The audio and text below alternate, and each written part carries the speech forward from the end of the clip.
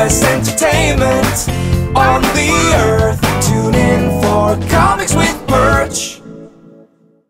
Hey everybody, this is Perch. Here's a question, and it's not going to be so much about comics, even though it's asked about comics. Hey Perch, with all that's going on in Florida and Disney World over Ron DeSantis and Disney World fighting over the Don't Say Gay bill, do you think Disney World will actually move out of Florida, and what will that mean for the comics? All right, so this is a big, story that's going on right now. Who knows? By the time this video gets posted, maybe it'll all been worked out. But basically, the very sketch details of this, and there's certainly more complexity to it. You can go check it out for yourself if you care about to learn more. But the basic details are that in Florida, they passed a bill that restricted discussion of sexual identity. I think it was either second or third grade and below. And this bill was, it was largely in response to what you see a lot of, there's a lot of videos going on with libs of TikTok, and a lot of the conservative news started running these little clips of lunatic teachers who were like all dressed up, and it was putting on a performance. I mean, that's the one thing that in all this that I don't think is getting enough airtime is that, regardless of the topic being discussed, the people who were on video that kind of kicked this whole thing off looked like insane people. They didn't look like any teacher in any school I've ever been in. I'm sure that there are some teachers who are dressed up like that, but I think there's a certain performance that's going on throughout all of this. But people quickly jumped to the what the people were saying. What they were saying were things like, I have our kids pledge allegiance to the pride flag and that kind of stuff. And so this got on a bunch of cable news, and then the anger kind of, continued to spin around, and Florida passes this bill. And then the bill my opinion of it is that DeSantis is quite clever as a politician. I think more clever than people give him credit for. It was written and designed in such a way that it could be, very popular by his base and defensible by people who are against him. And it was almost like setting a trap, because the bill didn't actually use the word gay in it, but the critics quickly labeled it as the Don't Say Gay bill, which was an oversimplification of what was going on. It kind of ignored the fact that it was designed for, third grade and below. I mean, both sides are playing their part, but the strategy here that DeSantis used was clever, because it allowed him to go, gay's not even in the bill. You guys are misrepresenting what's in here. This is about protecting children. And so this battle has gone on and on. In the midst of all this, Disney kind of gave no real response to it. They were quiet. A very, very small handful of Disney employees got angry. And then for some reason, like often goes on social media, people started, prompting Disney, like, aren't you going to weigh in on this? You should weigh in on this. This is in Florida. This is in your state.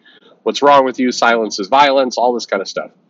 And so somewhat reluctantly, Disney finally weighs in and goes, yeah, we don't like this bill. And then there were more screaming. And so Disney had to be a little bit more forceful of like, we really don't like this bill. At which point, the kind of Republicans in Florida said, hey, you've got special status, this Ready Creek initiative that gives them kind of some tax exempt status and allows them to operate somewhat as its own little country down there. Not entirely. That's also an oversimplification, but basically it gives them something that others like Universal Studios up the street. By the way, nobody's mentioning that in this entire debate over this topic. Is like Universal Studios is up there going, hey, what the hell? We're here too. We don't get any kind of special privileges like this. That seems like it would be an easy one for people who are for the bill or for this, taking away this status, to kind of throw out as like, hey, it's unfair competition. But they're kind of doing that a little bit, but not as much as, I think that's like sitting right out there for people if they want to, really attack it. Anyway, so now the debate is going on. So then a bill gets kind of pushed through the Republican House and Senate in Florida rather quickly that removes Disney's special, exempt status. And so the fallout of that is that Disney had provided its own fire and permits and a lot of its own services on its property. Now the city has to do it. There's some debt involved. So it's really like Disney, this hurts Disney, but it also is going to increase a bunch of taxes in Florida and hurt Florida as well.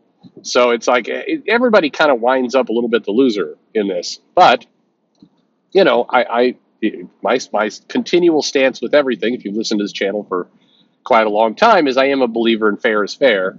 And so I do think there's a decent question to be asked of like, hey, SeaWorld and Universal Studios and all these other companies are operating in Florida too.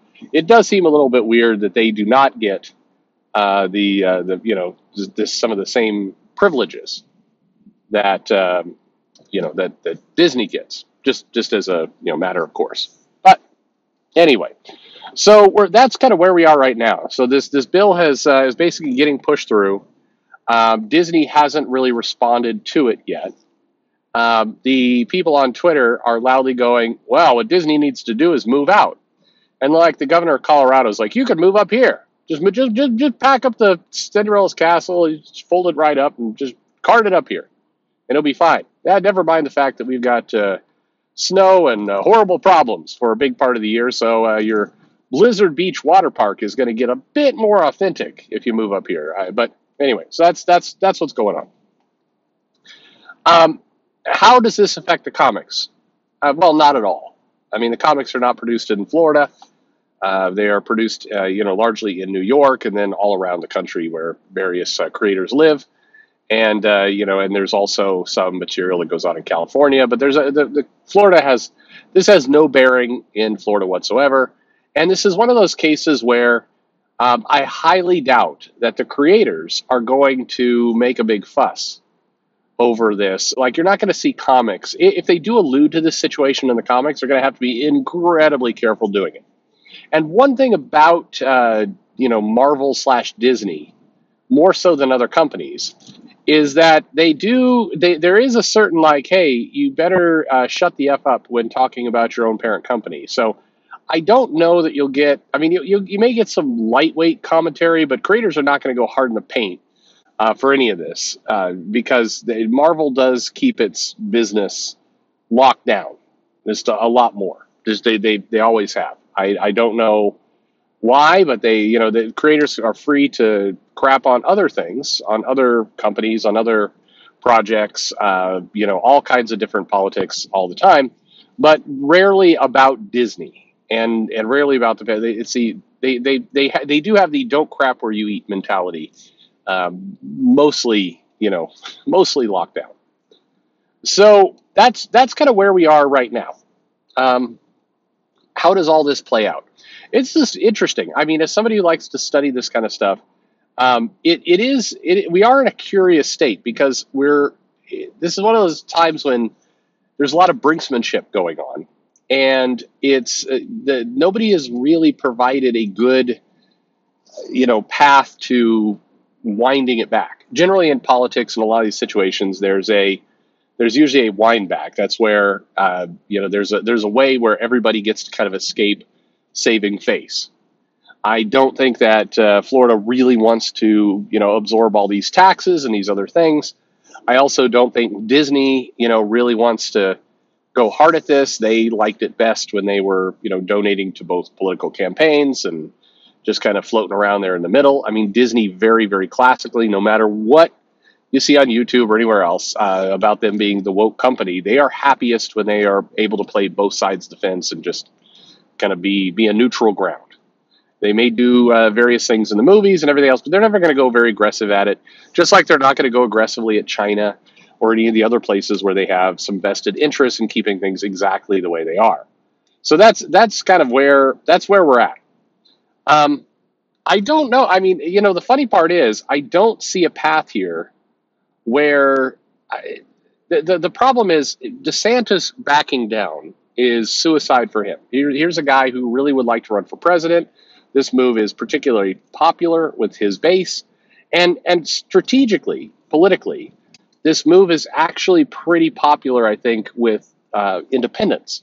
Not because they necessarily agree with his political views, but because the inherent unfairness of a mega corporation, a billion-dollar corporation, getting something special plays well with independents. And if you're going to take away some of that, even though there's nuances about who's paying the taxes and the services and all the rest, this idea tends to, it's harder for the left to really defend, because you've got to basically be able to sign up. I mean, what they're trying to do is say, hey, all this is political retaliation for Disney speaking out against DeSantis and, the bill and the Republicans, which, I mean, let's be fair, it is. I think, that they didn't take away the special exempt status last year or the year before or 5 years ago. They did it right now, coincidentally, as Disney is picking a fight with the Republicans. So yeah, there's a certain amount of revenge in all this, or payback. But that's really all the left has to go on. And unfortunately, if you poke at that too hard, it starts to collapse.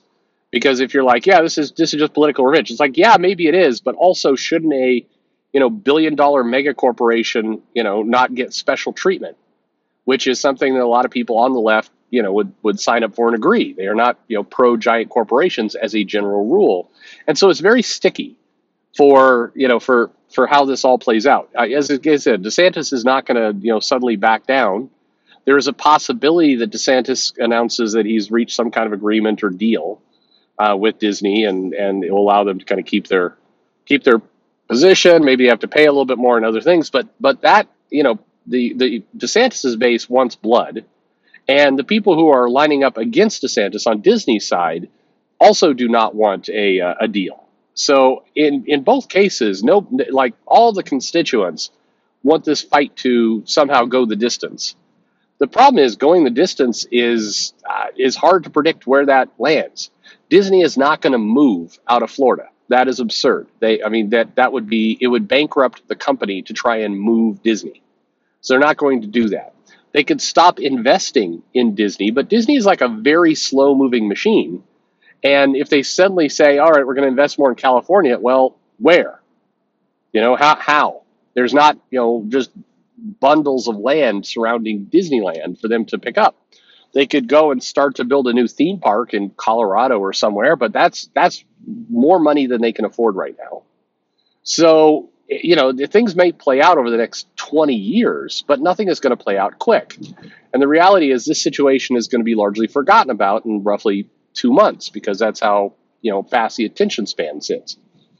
So it's hard to, what this feels like is it's going to, whether anybody likes it or not, it feels like it is going to go the distance. They are going to revoke the special privileges, which according to the bill would be in 2023. So it's summer. It's over a year before these privileges would go away, safely after the midterms for all the politics. So if it starts to play out really badly, then DeSantis can always retreat or whatever.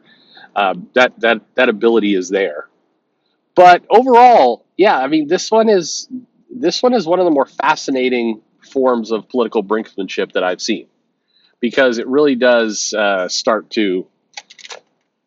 It begs the question of how much these people are really going to want to play this one out. So anyway, this is a great one to watch. This is political theater playing out in real time, and then that will inform us as to where the rest of this stuff all winds up going. But I don't know. As for the comics, no, this has zero bearing in the comics whatsoever.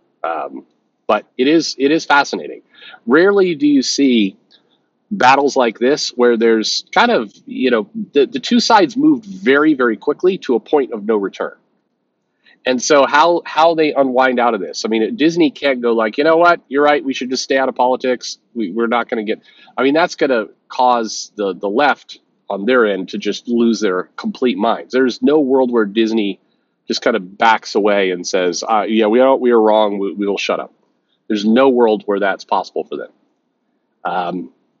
It's crazy. We will see how it plays out. These are the kind of situations that tend to be bad for everyone involved when all is said and done. It tends to be bad for the government officials. It tends to be bad for the corporations, and we'll see if who emerges as the winner in all this. Right now, winner's probably it's certainly shaping up. The winner is DeSantis. I think he played a very clever game, and he made it very hard for people to come at him and everything else. The people who are really angry with him are the people who are already angry with him. But this was some good. This was a good theater. It's going to be a weird 2 years. Anyway, there you go. Thanks for asking the question. Let me know what you think in the comments below, and thanks for listening.